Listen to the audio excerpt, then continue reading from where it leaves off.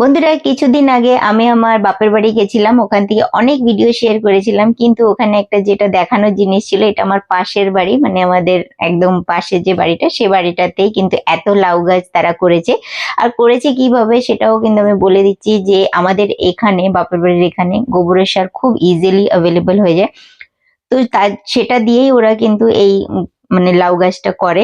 আর বেশিরভাগই এখানে সব জিনিস আপনারা বাড়িতেই পেয়ে যাবেন, বা গোবরের সারটা যেহেতু অ্যাভেলেবল থাকে, তো গাছটাকে নিচে বসানো হয়েছে আর প্রত্যেক মাসে দুবার করে কিন্তু গোবরের সার অ্যাপ্লাই করে এখানে। দ্বিতীয় কথা হলো, এই গাছটা নিচে কিন্তু যে মাচাটা করা হয়েছে সেটা কিন্তু ছাদে করা হয়েছে। মাচাটা করার জন্য কিন্তু ভালোভাবে সবকিছু দড়ি খুব মজবুত ভাবে করা, বাঁশের সাহায্যে কিন্তু মানে শক্ত একটা মাচা তৈরি করা হয়। তারপরে কিন্তু যে লাউ গাছটা সেটা ওপর দিয়ে দেওয়া হয়েছে, যাতে লাউগুলো কিন্তু অনেক বড় বড়। সাইজটা আপনারা দেখে বুঝতে পারছেন কি না জানি না, 2 কেজির বেশি ওজন হবে। তো এত বড় বড় লাউ যখন ঝুলবে একসাথে 10টা 12টা, মানে আপনার মাচাটা শক্ত না হলে কিন্তু পুরো গাছটাই নিচে এসে যাবে।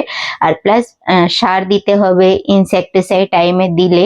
আর এই যে যে গাছগুলো কিন্তু অক্টোবর-নভেম্বর মাস অন্তত লাগানো দরকার, তারপরেই এত সুন্দর এই ঠান্ডাতেও কিন্তু আপনারা লাউ খেতে পারবেন। তো আপনাদের যদি জায়গা আর গোবরের সার অ্যাভেলেবল আছে আপনাদের ওখানে, তাহলে আপনারাও দেরি করবেন না, অবশ্যই এরকম করে সুন্দর করে আপনারাও লাউ গাছ বাড়িতে লাগান।